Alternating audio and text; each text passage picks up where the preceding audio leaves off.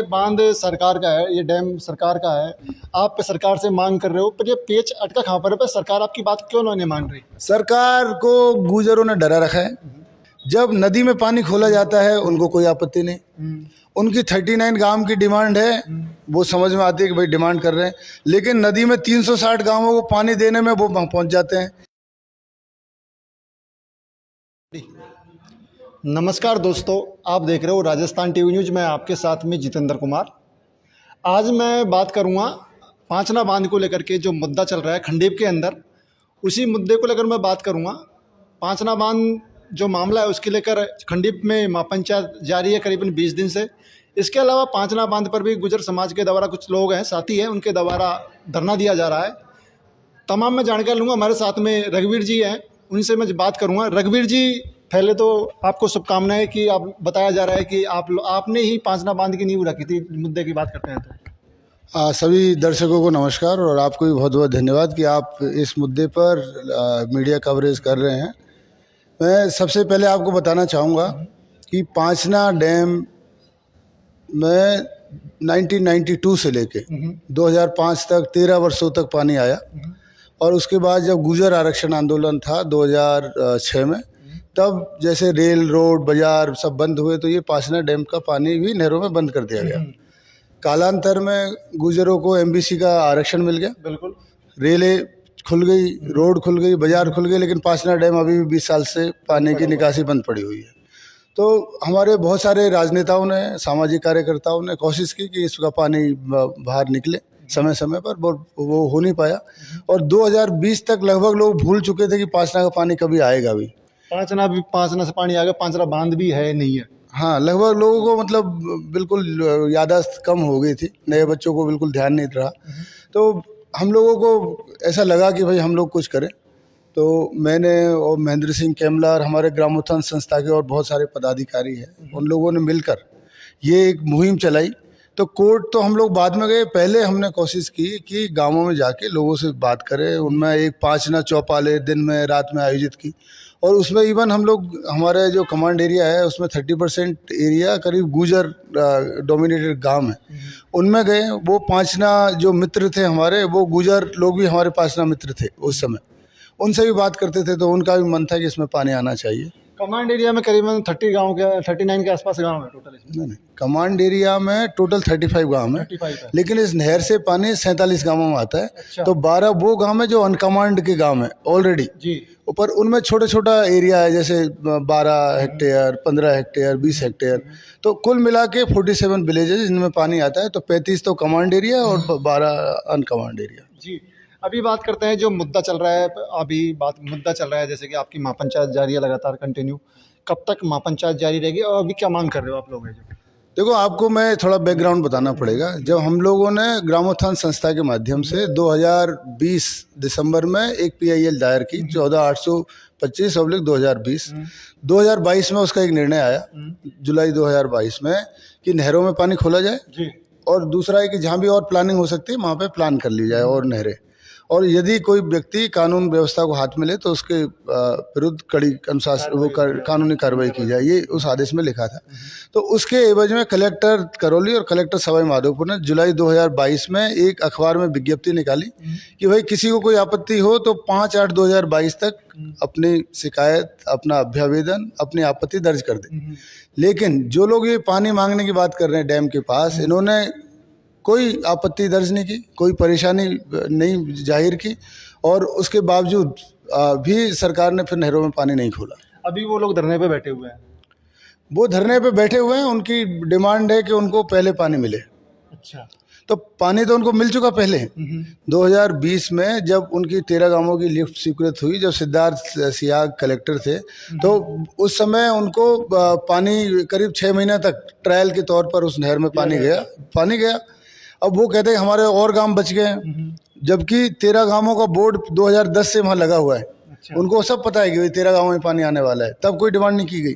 लेकिन जब वो पूरा हो गया तो फिर और हमको 39 गांवों में पानी चाहिए। तो इनके जो मिस्टर अशोक धावाई है वो कहते हैं कि हमको और 8 गांवों का, मैंने वो अंकित कुमार कलेक्टर था तो उसके साथ बैठ के योजना बनवाई। अब 21 गांव हो गए, तो ये 13 गांव और कहाँ से आ गया 39 गांव? अभी लेकिन जब संभागीय आयुक्त के पास मीटिंग थी तो उन्होंने कहा कि 21 रेवेन्यू विलेजेस में ये सब 39 गांव कवर हो जाते हैं। इसका मतलब ये हुआ कि उनका जो पानी की परियोजना है ऑलरेडी 13 गांवों के लिए कर दी गई, 8 गांवों को और स्वीकृत होगी, 50 करोड़ रुपए सैंक्शन कर दिए गए। अब सैंक्शन होने के बाद में हथेली पे सरसों तो नहीं उगती, जो परियोजना है उसको मूर्त रूप देने में समय लगेगा।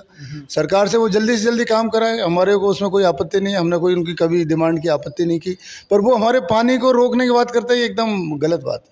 तो वो तो ये मांग कर रहे हैं कि सबसे पहले हमको पानी दिया जाए, आप इधर से मांग कर रहे हो कि हमको पानी दिया जाए। नहीं, देखो हमारी मांग तो एकदम 100% जायज़ है। हमको 13 साल तक पानी आया और पानी को रोकना कोई कानून में नहीं लिखा हुआ। पानी को रोकने वालों के विरुद्ध कार्रवाई करना, ये जल है तो जीवन है, जल है तो जीवन है, और पानी को रोकने वालों पर कानूनी कार्रवाई की जा सकती है। 6 साल की सजा है। और आप विडम्बना देखो, सरकार ने पिछले 20 साल में एक व्यक्ति के विरुद्ध भी FIR लॉन्च नहीं की। अगर कोई पानी को रोक रहा है तो उसके विरुद्ध FIR दर्ज होगी, लेकिन किसी के विरुद्ध FIR तक दर्ज नहीं की गई। कल आप लोगों की मीटिंग भी थी, मीटिंग में क्या चर्चा, क्या निष्कर्ष निकल के आया? मीटिंग में सीधा निष्कर्ष एक ही है कि जब तक नहरों में पानी नहीं आएगा, हमारा जो ये धरना है, जो प्रदर्शन है, वो जारी रहेगा। और 27 तारीख तक ये नॉर्मल प्रदर्शन चल रहा है, उसके बाद में ये प्रदर्शन और बहुत भारी तरह से तेज हो। कल की बात करते हैं, कल गुजर समाज और आपके बीच में कुछ मीटिंग वगैरह हुई थी? हाँ, गुजर समाज और 28 के पटेल लोग के बीच में मीटिंग थी। इन लोगों ने 17 तारीख को एक प्रस्ताव भेजा था, शांति प्रस्ताव। 19 तारीख को उन्होंने डिसाइड किया कि 22 तारीख को मीटिंग रखेंगे। मीटिंग का स्थान तय कर दिया गया और वो मीटिंग हुई। हम सब लोग बहुत आशान्वित थे कि ये कार्य ये हो जाएगा, और गुजर जो भाई है उनके पास भी पूरा एक मौका था ये कहने का कि हम पानी वो खोल दें, और बाद में अगर सरकार काम नहीं करेगी तो रोकने को तो वो कभी भी रोक सकते हैं, जैसे आज रोक रखा है। पर उनको, मेरे को लगता है कि ये बात समझ में नहीं आ रही है कि ये वो चाहते हैं कि ये शांति जो बनी हुई है वो उस पर रहना नहीं चाहते, वो पूरे एरिया में अशांति का माहौल पैदा करना चाहते हैं। जी, बात करते हैं सरकार की तरफ से क्या रेस्पॉन्स है, बात करते हैं तो इस मामले को लेकर 5वां बांध। सरकार से मैंने पूछा, संभागीय आयुक्त से, हमने कहा आप ये बताओ कि ये डैम है किसका, कौन मालिक है इस डैम का, who is owner of this dam. तो वो ऐसे उन्होंने लूज बोला कि नहीं आप भी हो ये भी हो। मैंने कहा मैं कोई आपसे बातें नहीं कर रहा इनफॉर्मल, ये मीटिंग हो रही है बहुत सीरियस है, यहाँ बताइए कौन मालिक है। उसने कहा सरकार मालिक है। तो मैंने कहा जब डैम की सरकार मालिक है तो सरकार डिसीजन लेगी, सरकार ही डिसीजन लेगी कि कब खुलना है कब बंद होगा। और लोग कौन हो सकते हैं जो वहाँ डैम के पास के गुजर है, वो कौन हो सकते हैं जो उसको रुकवाएं? वो लोग विरोध क्यों कर रहे हैं? उनका विरोध करने का जो कारण है वो उनकी जो, क्या बोलूँगा, उस तरह की मानसिकता उन्होंने बना रखी है जो अलग अलग तरह से वो प्रदर्शित करते हैं। जब नदी में पानी खोला जाता है उनको कोई आपत्ति नहीं, उनकी 39 गांव की डिमांड है, वो समझ में आती है कि भाई डिमांड कर रहे हैं, लेकिन नदी में 360 गांवों को पानी देने में वो पहुंच जाते हैं। इसका मतलब ये है कि उनको नहरों में पानी आने देने की आपत्ति है। तो ये पानी की डिमांड नहीं होकर ये कुछ और उनके मन में कोई भावना है जिसकी वो जो कुंठा की वजह से वो नहरों में पानी नहीं आने देना चाहते। तो आपके अनुसार कुल मिला के वो आपका लोग विरोध कर रहे हैं कि भाई इन लोगों को पानी नहीं मिले? हाँ, उनका ये है कि नहरों में पानी नहीं खुले, उनका कोई किसी कारण से उन्होंने विरोध कर रखा है। और लोगों को मैं आपको ये बताऊं, 4-5 भ्रम फैला रखे हैं उन लोगों ने। पहला भ्रम ये फैला रखा है कि ये डैम जो ये बरसात में जो फ्लड आती है उसको रोकने के लिए बनाया गया, फ्लड को, जबकि ये डैम एक मुट्ठी भर कैपेसिटी का डैम है। इसकी कैपेसिटी 59.45 मिलियन क्यूबिक मीटर है, जो इतनी छोटी है कि उसे कोई बाढ़ पे कोई फर्क नहीं पड़ेगा। पिछली वर्ष 2024 में जो कैपेसिटी रिलीज हो सकती है उसका 4.5 गुना पानी बरसात में छोड़ा गया नदी में। पिछले साल 3.5 गुना छोड़ा गया। तो अगर बाढ़ आनी है तो उस पानी से आ जाएगी 3.5-4.5 गुना से। इस पानी से होगा क्या? तो ये बिल्कुल भ्रम फैलाते हैं कि ये नदी की बाढ़ को रोकने के लिए बनाया गया। ये बिल्कुल कमांड एरिया की सिंचाई के लिए बनाया गया डैम है, एक बात। दूसरा ये बात करते हैं कि ये 39 गाँवों की जमीन गई। आप देखो, हमने RTI में डेटा मांगा, उस डेटा में ये बताया कि 11 गाँवों की ही जमीन गई। वो 39 के लिए बोल रहे हैं? वो 39 झूठ बोल रहे हैं, एकदम झूठ है, असत्य। उसको सरकार वेरीफाई कर लें, और अगर जो झूठ बोल रहे हैं तो उनके विरुद्ध कार्रवाई करें। वो सरकार नहीं कर रही है। और उसमें भी मैं आपको बताऊं, उसमें केवल 35 परिवार गुजरों के हैं जिनकी जमीन गई, 33 परिवार मीणाओं के हैं। उनमें से कोई मुआवजा वगैरह दिया गया था उस टाइम पे? पूरा मुआवजे की लिस्ट है RTI में मेरे पास, आप खातेदार वाइज लिस्ट है, सबको मुआवजा दिया गया। और उसमें मतलब ऐसा नहीं गुजरों का तो बहुत कम है। 35 परिवार गुजरों के, 33 मीणाओं के, 38 माली काछियों के, 50 और राजपूत, रेगर, बैरवा, ब्राह्मण, मुस्लिम, जाटव, इन सब लोगों की गई है। तो ये कहना कि हमारी ज़मीन गई है, ये एकदम गलत बात है। और दूसरा मैं आपको बता दूं कि ज़मीन के मामले में हर किसान एक टीनेंट है, सरकार की होती है पूरी ज़मीन, और सरकार जब टीनेंसी राइट ख़त्म करती है तो उसके आपको मुआवजा देती है। उनको मुआवजा मिल चुका है, तो डैम तो सरकार का है। ये बांध सरकार का है, ये डैम सरकार का है, आप सरकार से मांग कर रहे हो, पर ये पेच अटका कहाँ पर है? पर सरकार आपकी बात क्यों नहीं मान रही? सरकार को गुजरों ने डरा रखा है, और जैसे पहले आरक्षण के आंदोलन हुआ, अब आप देखिए सवाई माधोपुर में कुछ दिन पहले फॉरेस्ट की लैंड पर उन्होंने मूर्तियां लगा दी, और प्रशासन सब कुछ था। ये जो उनके माननीय मंत्री बेडम साहब है, वो वहाँ सवाई माधोपुर में जाके बैठ गए। अब ये गृह राज्य मंत्री है, पुलिस इनके कंट्रोल में है, तो उनको लगता है कि हम तो कुछ भी कर लेंगे। तो ये पूरी अराजकता सब जगह फैला रहे हैं ये लोग, तो इनको बहुत कंट्रोल करने की आवश्यकता है, जो सरकार नहीं कर रही है। किरोड़ी लाल मीणा जी कैबिनेट मंत्री है जो बीजेपी सरकार से आ रहे हैं, क्या रेस्पॉन्स है उनकी इस मामले की बात करते हैं? किरोड़ी लाल मीणा जी का एकदम स्पष्ट रुख है कि नदी ये नहरों में पानी मिले कमांड एरिया के लिए।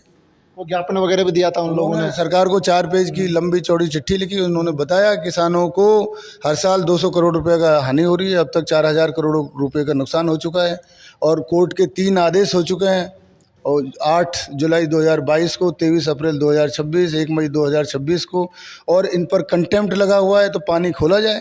उन्होंने बिल्कुल बहुत डिटेल में स्पष्ट रूप से लिखा है कि सरकार इस मुद्दे को गंभीरता से ले और नहरों में पानी खोले। यदि सरकार इस मामले को गंभीरता से नहीं लेती है तो आपकी क्या रणनीति रहेगी? बात करते हैं तो यहाँ जो कमांड एरिया के जो नागरिक है जिन्होंने धरना कर रखा है, उनकी रणनीति एकदम स्पष्ट है कि 27 तारीख तक ये अभियान बहुत ही शांतिपूर्ण तरीके से चल रहा है। लोगों को जन जागरण हो रहा है, लोगों को भारी रिस्पांस मिल रहा है। हर रोज़ करीब 20,000 से 50,000 लोग इस धरने में आते हैं, सब ने सहयोग दे रखा है। जो कमांड एरिया है उसके अलावा भी लोग आते हैं, तो सब जगह से सबको लग रहा है कि ये न्याय की लड़ाई है, तो इसमें हमको साथ देना चाहिए। लोग आ रहे हैं, और अगर ये नहीं हुआ तो ये बहुत ज़्यादा तेज़ होगा। अब क्या तेज़ होगा वो मैं अभी आपको बताना नहीं चाहता, कि वो कमेटी के लोग डिसाइड करें। सरकार की तरफ से एक आदेश आया था कल की तारीख में, जितने भी जो प्रशासनिक अधिकारी है उनको सतर्क कर दिया गया है कि भाई रेल रोकने को लेकर के एक लेटर जारी हो रहा है, वायरल हो रहा है सोशल मीडिया पर। किस तरह देखते हो उस लेटर को? मैं इस लेटर को इस तरह देखता हूँ कि सरकार कितनी मूर्खता का काम कर रही है। मूर्खता मैं क्यों बोल रहा हूँ, मैं पढ़ा लिखा आदमी हूँ, सरकार में नौकरी की है मैंने 30 ईयर्स, काफ़ी प्रशासनिक अनुभव के बाद, कि जहाँ उनको भेजना चाहिए प्रशासन पुलिस वहाँ भेज नहीं रही है। अगर वो नहर खुलवाने के लिए डैम पर से उपद्रवियों को हटाने में पुलिस यूज़ करें तब तो समझदारी है।